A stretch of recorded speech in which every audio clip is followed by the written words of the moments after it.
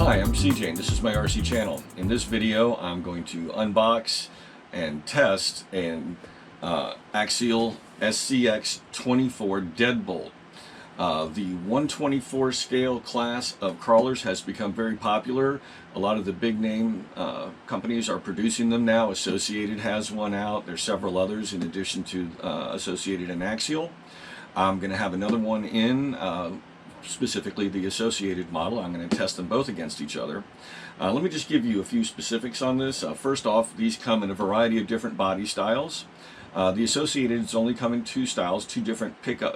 Both are the same pickup body with two different color schemes. This comes in the Deadbolt in red and green. It comes in several Jeep liveries and at least one pickup truck style body. I think there might be two actually. In any event, it's basically a scaled down SCX10. There's a lot of similarities. For example, the frame is that standard steel C-shaped rail style chassis. The interesting thing with this model, or with the Axial's version of the 24th scale crawler, is the ring and pinion gear that you would normally have. That large pumpkin in the middle of the axle or in the front axle off to the left side. Those are going to be a lot smaller than one would expect because they're using a worm gear and screw setup. So the input drive comes in above the axle with a rotating worm gear that spins the pinion gear below. So there's less mass, the gears aren't as large, and therefore that pumpkin can be considerably smaller. So I'm going to compare. That's one of the things I'm going to be checking, one version versus another, to see if Axial really is getting a good benefit out of that. I believe they are. The pumpkin looks quite small. As you can see, there's this upper portion to it. Hopefully we can zoom that in. And steel axles. It's got the same type of spline drive shafts. There's a simple set of shock absorbers. It's basically friction damping with spring.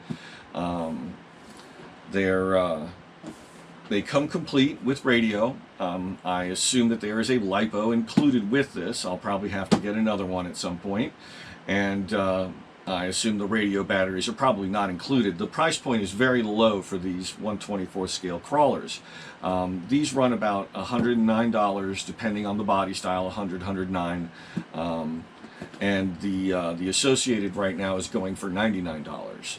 So apparently there are LED lights included as well, and there are already a few little hop-ups for these. Now it has a brushed motor, not brushless, but don't let that dissuade you. If you're familiar with crawlers, you know that brushed motors are very popular because they can be run in water. And I don't know if the radio system in these is waterproof, but if it is, then the motor is going to do fine with a little bit of moisture as well. Not that I'd really be submerging something this small, but as I said, there are a couple of little hop-ups, and I've got a couple items on order that I'm going to demo for you. Very inexpensive, not what you might expect. I'm not going for performance or raising the suspension or anything like that. Simply a set of tires in a soft compound, so they're going to grip a little better than the stock ones, and a set of brass wheel weights. Those are going to add weight down low. They're going to help keep the tires planted, help make the car crawl a little better. So I will be demonstrating all of that, including the assembly process, and I will be doing some head-to-head videos when the Associated truck arrives, and I have shown that to you. So let's go ahead and open the box and check this car out. Okay, let's have a look at what's inside the box. I'm just guessing, but I think we're going to find a small RC car and a radio.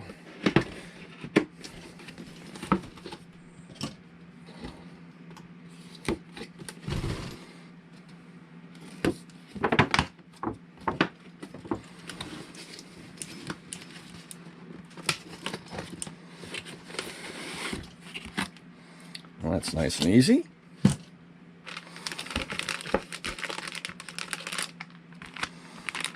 Okay, looks like we've got some extra linkages. And it looks like we've got batteries for our radio, which is great.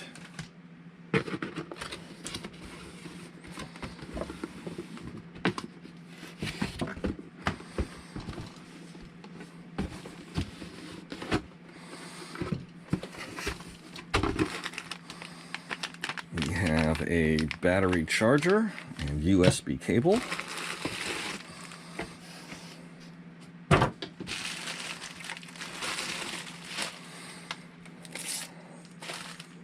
And here we have a simple 2-channel radio with some basic trims, reversers,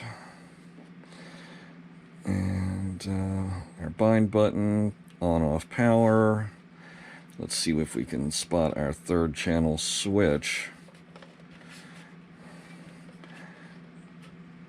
Oh, there's a 3rd channel. It says channel 3 right here. I don't think there actually is a 3rd channel needed for this. I think it's just a 2-channel vehicle, which would be why there's no external switch.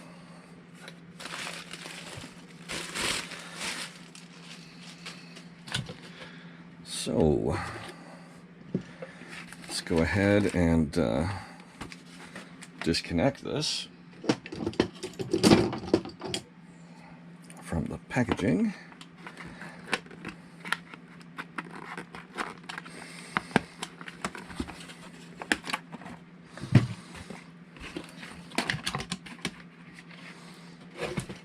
Easily done. And here we have our functioning rear suspension, front suspension. It's got a good bit of rock to it, left and right. Front not as much, but looks good. Servo is mounted on the axle.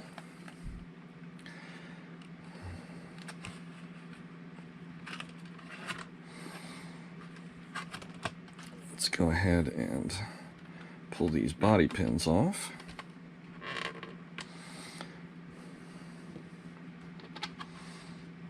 And there is our LiPo. And here we have a receiver. I doubt this is waterproof. It looks fairly exposed. Looks like there's a plug for an external battery. Oh no, wait a second. Let's have a look. That is says motor, and the motor is right here. And that is a... well, I'll get specs on that in a minute. Let's go ahead and pull this off. So here is our motor plug, or excuse me, battery plug. That's going to plug in right here in this red socket. This is our antenna, and this is our balance cable. So it all looks very nice. It's very simple, but very cleanly put together. I like the layout. I like the way they're keeping the weight down low, with the motor being one of the heaviest parts down here in the bottom of the chassis. Nice simple gearbox. I doubt there's a slipper clutch, but it's possible. As you can see from the frame rails, it's very much like the SCXs. Same thing with the lower plate here. It very much resembles that type of SCX construction. 3-link in the front, 4-link in the rear.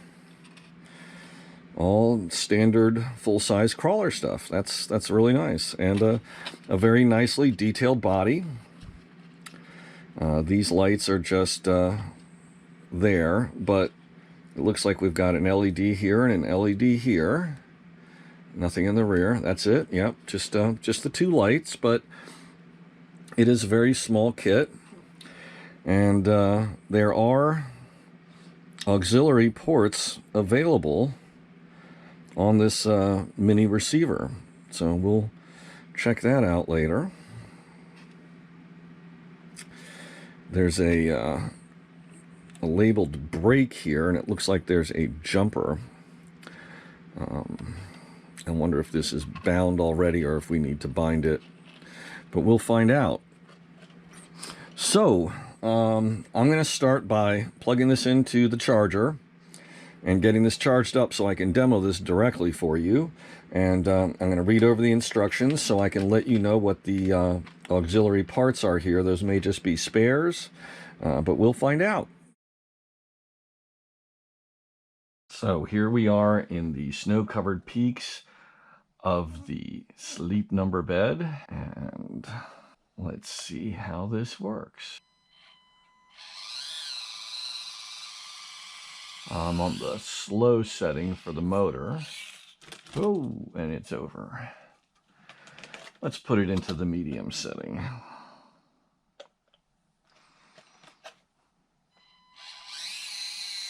So it climbs well, straight up. But let's see how it goes. I don't think it does very well sideways right now. May need to, do some weight adding. Yeah, it doesn't handle. It's not even a 45-degree grade there. But let's try some rougher terrain. And it's over. Okay.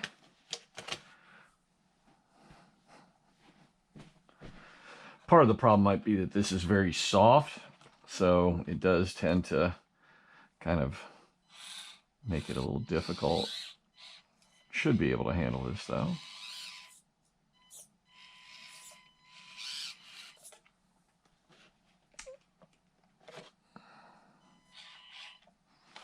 Really just wants to tip over, doesn't it? Very top heavy.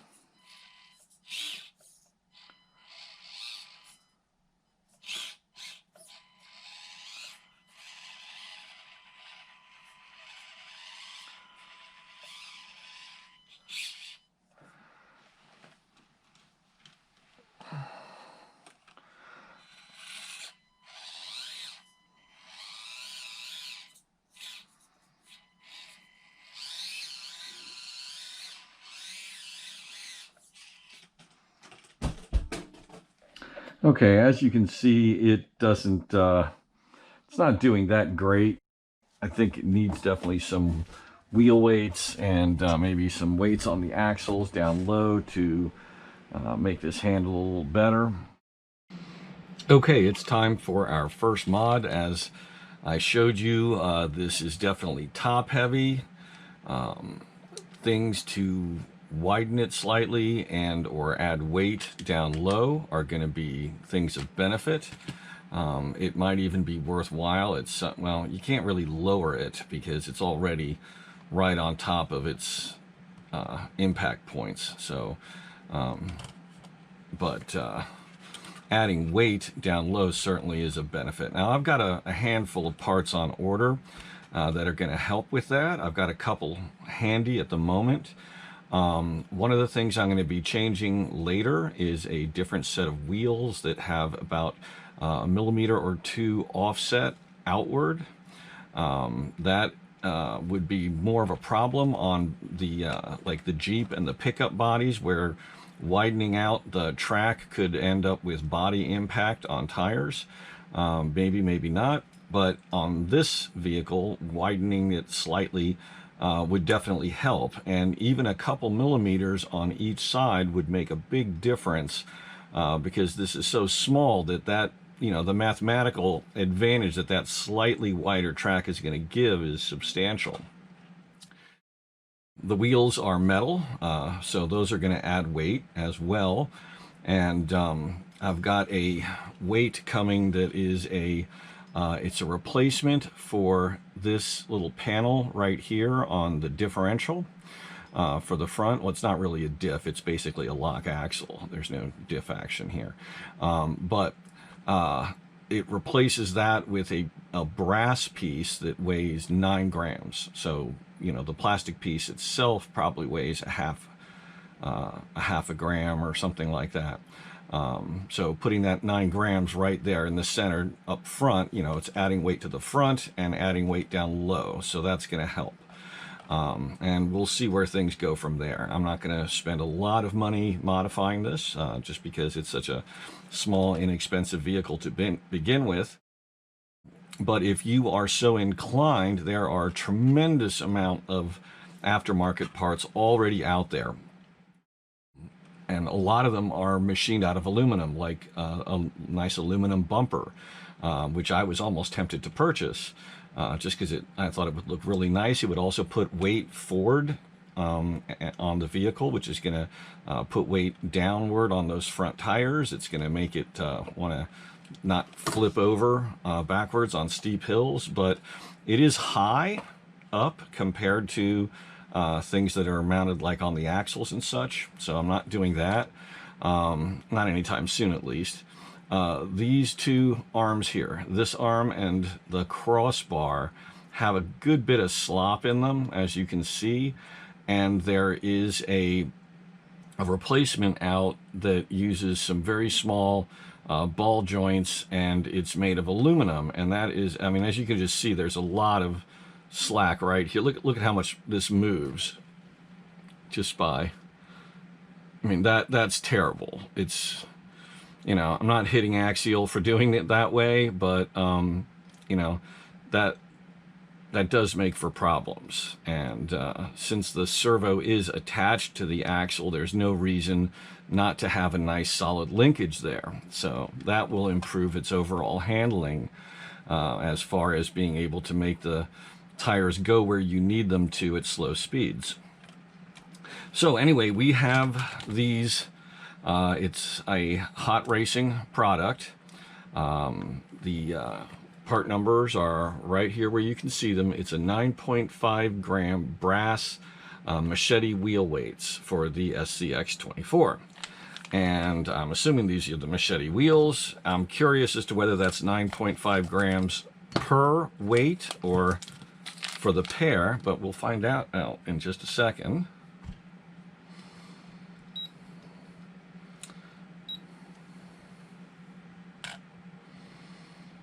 So these are 9.3 grams each. So that's 10 grams on either on all four wheels, because I bought two sets. So I'm going to go ahead and install these and take it right back to the snowy mountains of the bedspread and see how that works out, and if that improves the ability of this to stay on an incline on its side, if it crawls and climbs a little better. As you noticed, I had a lot of rollovers, and that I kind of expected a little more from this stock, but you know, you can't avoid a certain amount of weight being up high. Let me just check something, just an item of that might be something to try.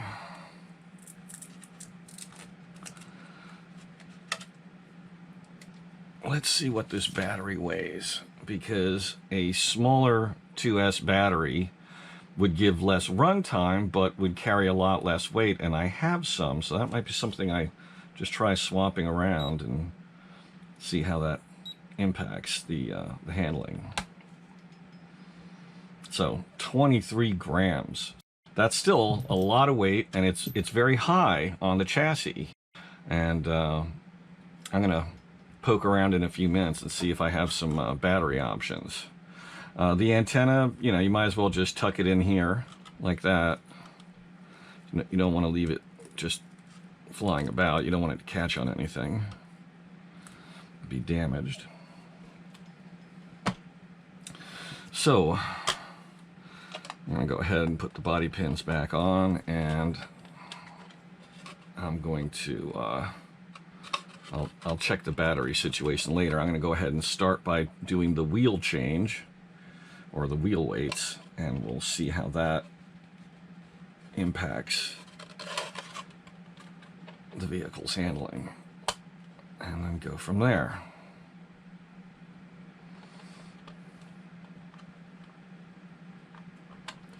I know these came from the other side, but I kind of like them pointing inward like that.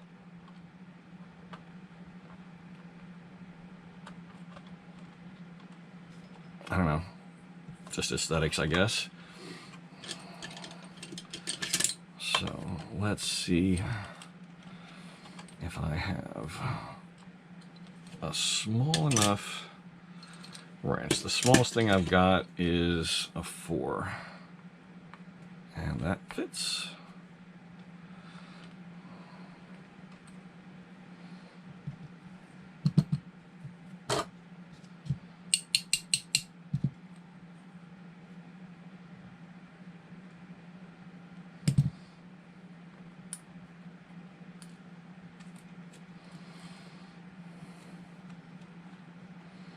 Somebody may make different hexes, like heavier hexes. Okay, these appear to be glued on from the factory. So I can't do this test. I'm gonna have to wait unless they fit in there like that. And they do. Interesting. Now I wonder how you're supposed to get them to stay there. They need to be glued in place. Looks like in the front, the yoke will keep them in place. I'm just going to try them with pressure fit and see what they do for the vehicle. And if they work well, I'll use some kind of glue like goop or rubber cement, something that won't make a permanent bond.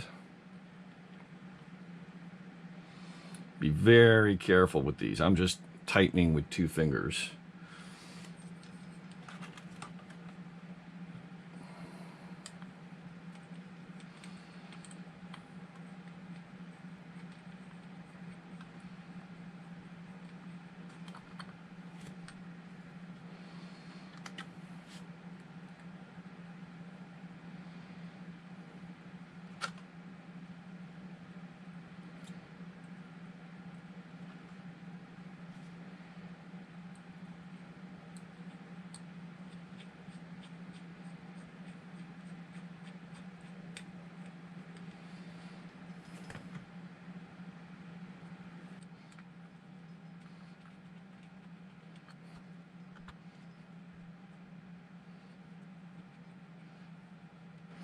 Another way to secure these might be just to enhance the friction grip. Put a little bit of tape, probably just a few patches on each side like that, and then sliding them in, you know, have the tape like just wrap over the edge so it doesn't push over, and then press it in, and just, you know, a little experimenting, finding the right amount of tape that you can push them in, and enough that when you do press them in that they stay in place. That might be a really good way to do it without worrying about them coming out on you, and at the same time being able to switch them from one set of wheels to another. Okay, so there we go. I'm gonna pause the video and we will pick up on the snow-covered peaks. So we've added the brass wheel weights and we're back on the snowy slopes. Let's see how we do here.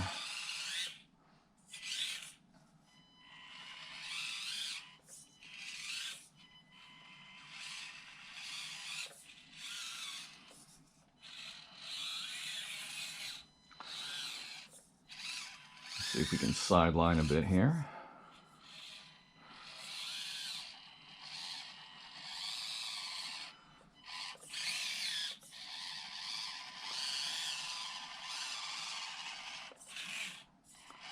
And try and make it turn on the incline without rolling. All right, it made it. Momentum carried it through.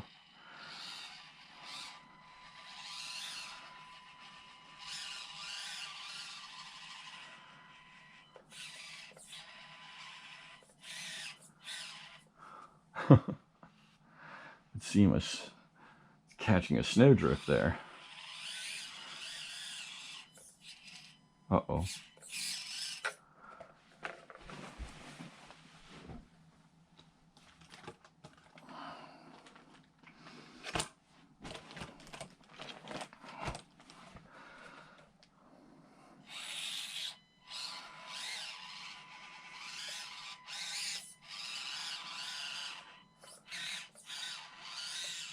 It definitely crawls a lot better with the wheel weights. It's not perfect, but then again, this is a really challenging surface.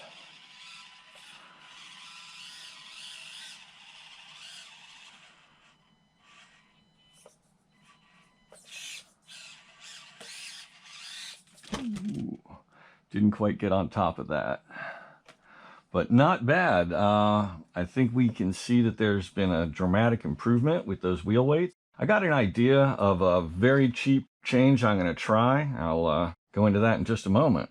So I think we've demonstrated that those wheel weights are definitely a big improvement. I think once I get the extra weight here and the aluminum connectors here are going to add a little more weight to the front. I've got a couple other things as well that will add a little weight, like those steel wheels, and they'll be a little wider or a little more offset, and that should all help make this crawl better. I want to show you some things about the radio that will help you. It does come bound, so at least mine was. If you have problems, you may need to go through the bind process. I am using, okay, we've got a trim right here for steering. That lets you adjust your center point, and you want to set this so it drives a straight line. This is the amount of influence that or the range of the steering servo. In other words, turned to its max, the wheels will turn to the maximum. I'm going to go ahead and demonstrate that for you, just so you are clear on that and you can see how much that changes things. Let me try and get this centered under the camera here. Okay, so I should have turned the radio on first, of course. That was bad form. So this is full left, full right. Okay, now if I turn this all the way down, that's full left and full right, which is very little. So let's say halfway, it's a little more. I'm going to try to do this. I'm going to turn it all the way down. I'm going to turn the wheel all the way to the right. That's as far as it goes. Now, as I dial this up, there is maximum input right there. And that's where you want it. You don't want it lower than that. They give us a reverse feature. We have a channel 3 switch here. That is not a reverse, but there is no channel 3 on the vehicle. Then there's this switch here, which isn't really marked other than L, M, and H. I believe that's correct. Yeah, L, M, and H, low, medium, high. And that is basically how fast this can go. So if I put it on low, the max speed is slower. If I put it all the way on high, the motor reacts much faster. So for crawling, you generally probably want to run in low or medium. As you noticed, I had to put it in medium when I was climbing that the steep incline, and that is different than it had been before I added those weights. As you can see, that's a dramatic effect that just adding, see, 9.5 times that, so 48 grams of weight to the vehicle bogged it down enough, and that's a rolling item. It's not like it's pulling it or something, but that was enough added weight to strain the drivetrain to need to move to medium power. So adding weight at the wheels is going to cost you in low speed performance to a certain degree, in that you're not going to be able to run at the lowest setting. You're going to need to have the higher power, and that means you're going to have to be more judicious on the power, so that when you're hitting the throttle, as you try to brake motion, you're going to want to apply power more gently, so as not to have it lurch into motion and have it, you know, flip over or do something that you don't want it to do. Weight that is added to the vehicle itself, like here. There's also a set of knuckles that are made of brass, that is a replacement item, an aftermarket item, that will add weight to the front here. And that will also slow things, that will also make the vehicle more stable. Those won't affect the motor power as much, I would assume. It will have some effect, because it's still got to pull that extra weight around, but it's not having to rotate it. It's not having it be part of its drivetrain in a physical or rotating sense. So, you know, things to think about. As I mentioned, I still haven't figured exactly where these are for. It looks like they are replacements for the rear, but they don't seem to be the same length as anything, so I'm going to look into that a little more. This may be to change the wheelbase for a certain type of vehicle. I'm not sure, or a certain body. I'm not sure, but I'll look into that, because it does come with this extra piece of drive shaft. So it seems like the idea of these 4 links and this drive shaft might be to shorten the rear, the wheelbase from the rear going forward. And it looks like it would be a pretty dramatic change. Again, I'm not sure which of the bodies that would apply to, but I would think, considering the overall instability of these teeny vehicles, the longer wheelbase might be a better option. It's not that their wheelbase is going to be so short that you're going to have a crawling advantage, I would think, but anyway, that'd be something to look into. It does come with one tool, this little Allen wrench, and I'm not sure exactly what that goes to at this time, but I'll look into it. It probably goes to the majority of these body bolts here. All appear to be the same size. Almost everything on the car seems to be Allen heads, with the exception of bolts. So no screws, no Phillips head screws or straight edge screws. That's good. I always prefer Allen heads. They're less likely to strip.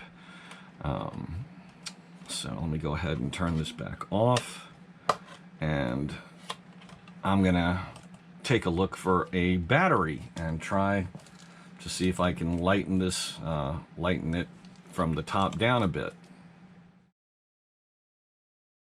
When I took these wheels off, I noticed that the hex depressions on the wheels, the hex cutouts here, are pretty deep. And you know, this isn't a heavy vehicle, so I think what I can do is put a spacer on the axle here that will move the wheel out a short distance and still leave enough contact with the hex to have a good bind. Might even be able to get 2 millimeters going on either side. A 4 millimeter change in width might be pretty interesting. I want to see how deep the hex hole is here. So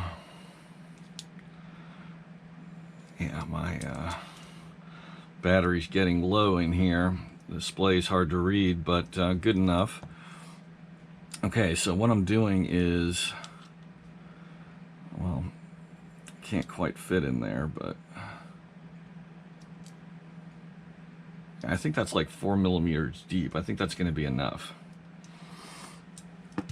So I'm going to start with I want to see if a 2mm space, these 2mm spacers might be too big in diameter, the outer diameter. Yeah, they won't fit inside the hex. No problem. Let's move on to something a little smaller. I've got some 2mm spacers here. Let's grab a couple of silver ones out.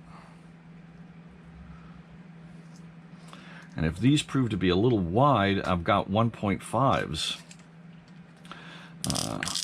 This is why you kind of want to, over time, assemble yourself a good bit of hardware. As you can see, I've got spacers from 0.5 millimeter all the way up to 8 millimeters.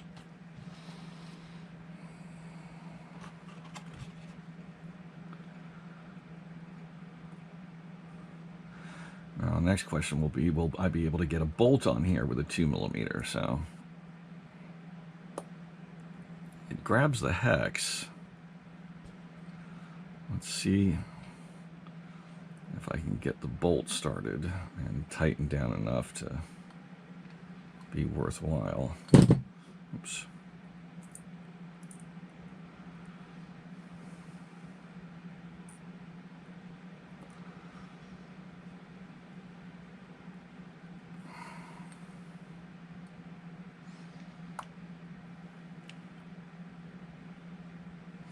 Yeah, it's on.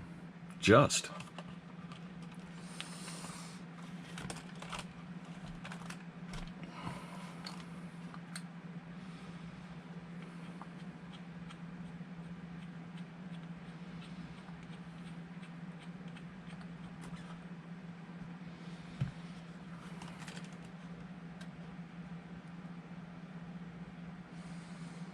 Also, these don't fall out easy. Once they're snapped into place, they're fairly difficult to get off. You basically need to take something like a thin Allen wrench, preferably something with a handle on it, and press through the spokes kind of in a circular pattern and then left and right until you get it to pop back out again. So they're not going to fall out while you're driving. There's no need for glue or tape or any additional means of keeping them in place.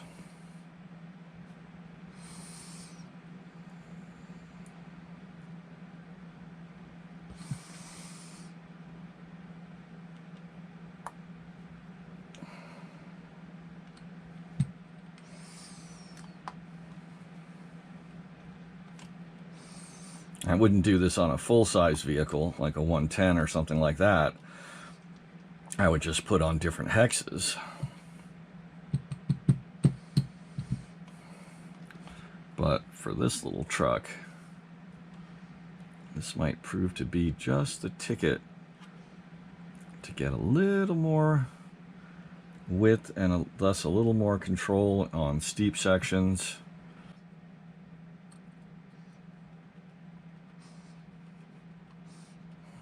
Definitely couldn't go bigger than 2. 1.5 would allow more of the bolt to thread on, but it gets, you know, probably 2 or 3 turns, so I'm not worried about it. Again, these aren't super fast, they're just little crawlers, so and there isn't that much torque going through here that it's gonna damage the hex fitting.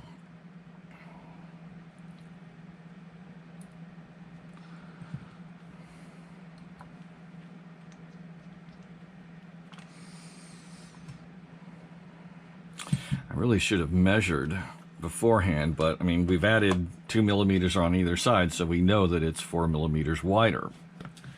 Okay, let's take it back to the Sleep Number test track and see how it does. Okay, here we go. This is the third test with the wheel weights and 4 millimeters of spacers in each axle. I'm going to go right to sideways, and it's over. I shouldn't have stopped. I should have just made the turn. I haven't changed the bed, so, or, you know, adjusted the angle of this bed. Yeah, you gotta be, when you make stops, it seems, no, it does it anyway. Still seems to be a little bit more stable.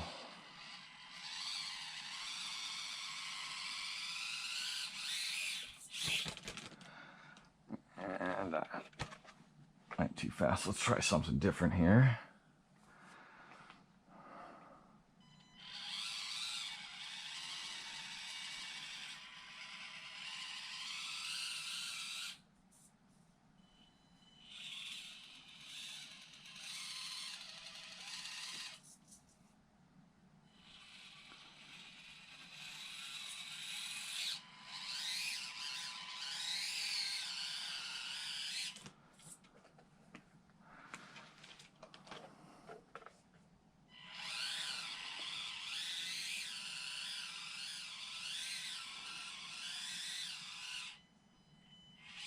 Oh,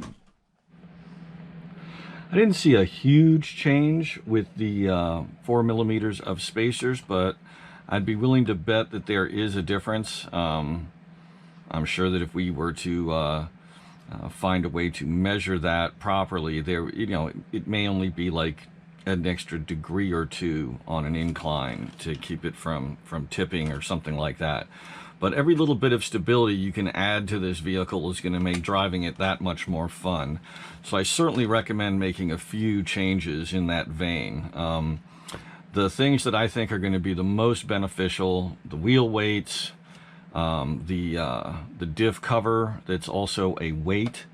There are a couple different versions of those. If you look on eBay, you'll find I think that there's, I bought the 9 gram one. There's a larger one that I think is 13 grams.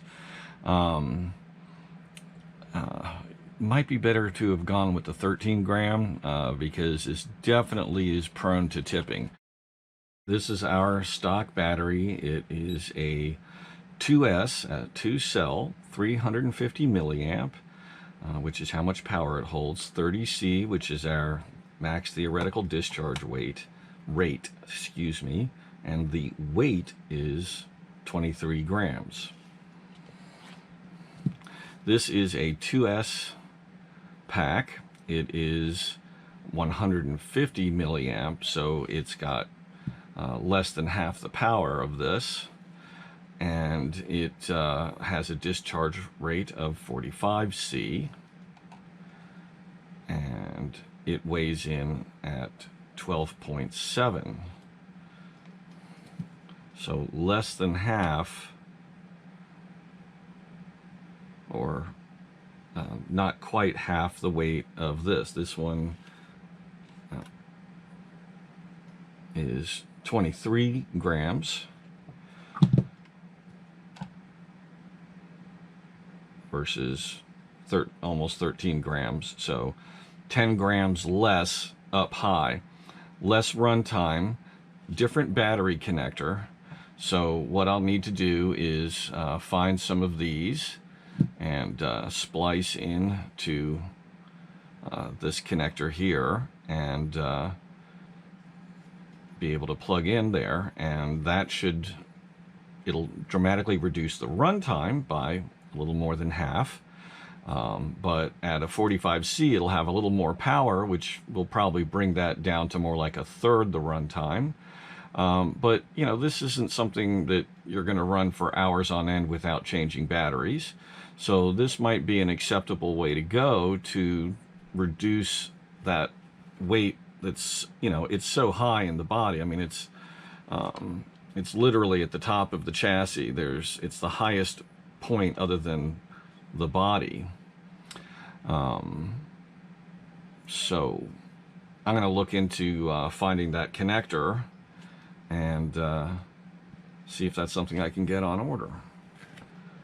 Okay, I found the correct connectors. It's a JST type connector, and there's a whole bunch of different connectors involved here. We've got this one, males and females.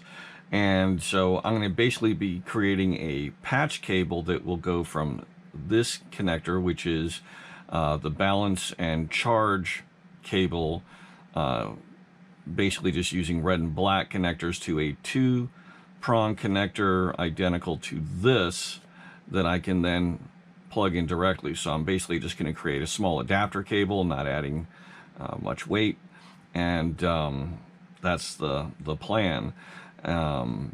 This battery is no longer in production, unfortunately. Fortunately for me, I have a couple of them. I have, to try to give you guys an option, I found another battery. It's not an E-flite, it's a kind of a generic 2-cell battery. And I found them in a 3-pack with a charger for about $19. They are a 200 milliamp pack, so they're going to be somewhere between this one and this one in weight. It's a lower C rating, but again, the high C means that you're going to discharge the battery faster. It potentially means a little more power for the motor, but I think with these size batteries, we're not talking a lot, and these are theoretical numbers.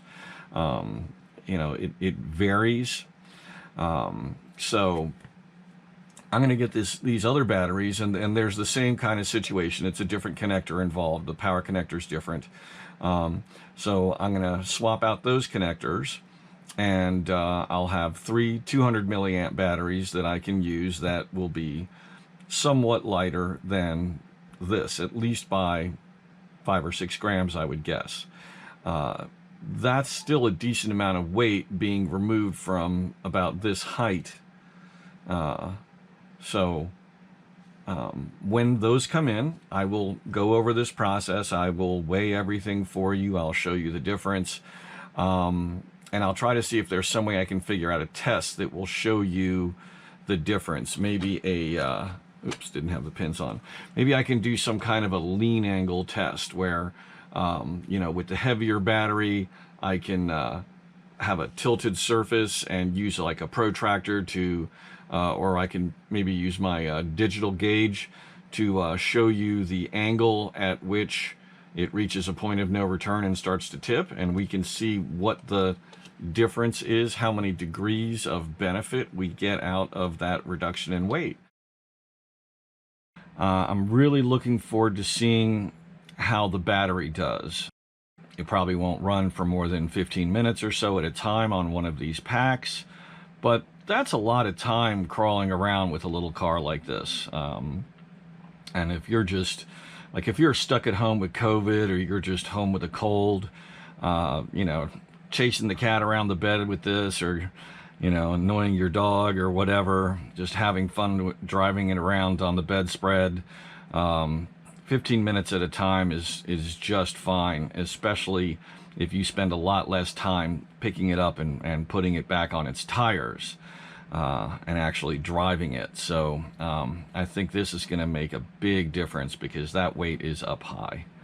I might even take off this cage. I'd like to take this off and see what it weighs. It's probably almost as heavy as the body itself, and that is high weight. So might do an experiment with that later on too. But I like the look of it, so I'm going to try to compensate with weight down low and see where that goes first. But all in all, I like it. The throttle response is good.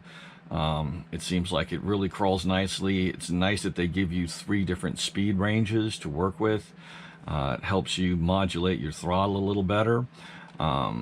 It's very nicely designed. It's very clean and simple.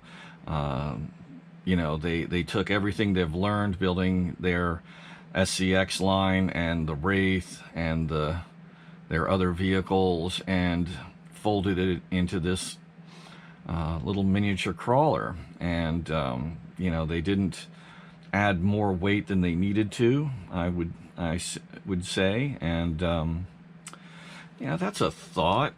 Well, I'll get into that later. I just saw something that might be something to do, like when I go to this smaller battery, I might remove, I'm going to show you.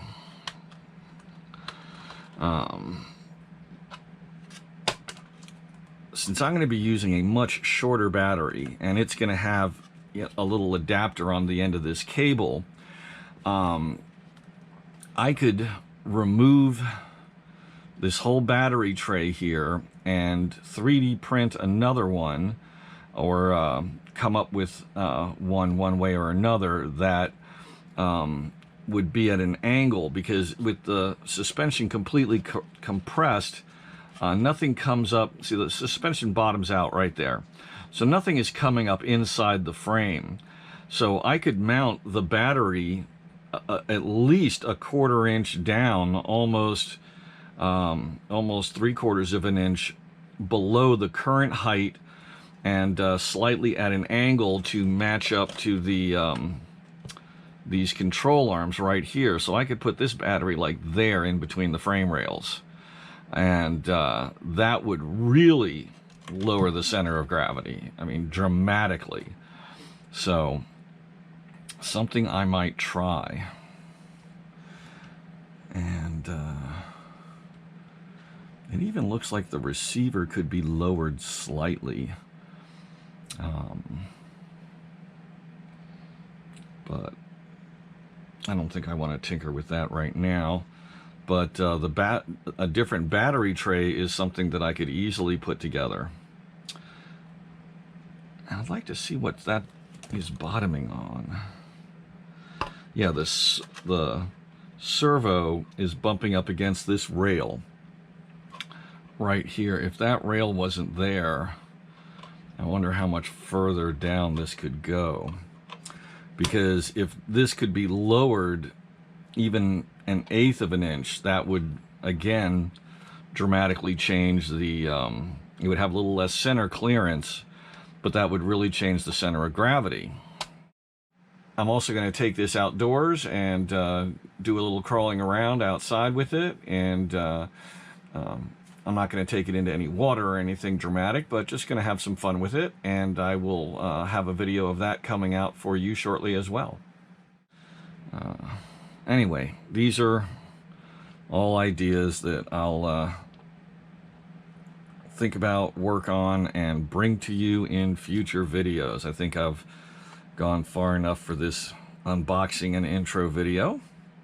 I hope you've enjoyed watching. Please subscribe. I need subscribers. If I don't monetize this channel soon, I'm not going to be able to keep buying things like this. I'm not going to be able to keep building kits for you. I really enjoy it, but it has to at least somewhat pay for itself. Otherwise, I just can't do as much. So it doesn't cost you anything to subscribe, but it dramatically helps me if I can get this channel monetized. I need to break 1,000 subscribers. I need you guys to watch these videos, play them all the way through, and click like. Very important also. So please help me out, and thank you for watching.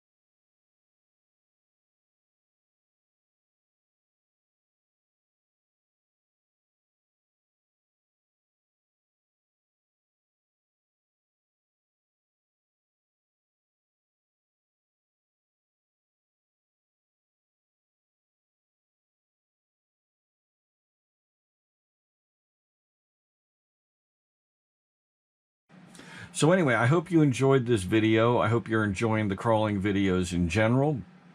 Please click like, please subscribe. Subscribing is very important for me. I need to reach over 1,000 subscribers so I can be monetized. If I can't get my channel monetized at some point, I'm going to have to stop doing this. This is all out of my own pocket. You know, I'm not asking you guys for a lot to sign into YouTube with your email address or an email address. You can just create a throwaway email address and subscribe You don't have to click the bell icon. All you have to do is subscribe. If you click the bell icon, you'll get notifications every time I put out a new video. That's good for you. You find out when things are coming. So please do both. And remember to click like. That also is important to my numbers, my statistics that will allow me to monetize this channel and make a little money on advertising revenue. Thank you very much.